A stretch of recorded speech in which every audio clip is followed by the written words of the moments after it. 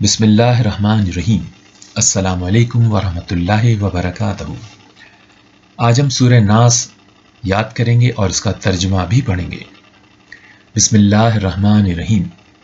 قل اعوذ برب الناس ملک الناس الہ الناس من شر الوسواس الخناس الذی یوسوس فی صدور الناس من الجنۃ والناس۔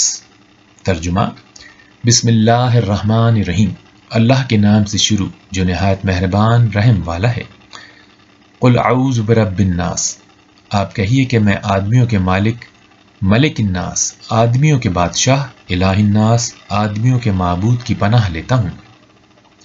من شر الوسواس الخناس، اور وسوسہ ڈالنے والے، پیچھے ہٹ جانے والے کے شر سے، الذی یوسوس فی صدور الناس، جو لوگوں کے دلوں میں وسوسہ ڈالتا ہے، من الجنۃ والناس، خواہ وہ جن ہو یا آدمی۔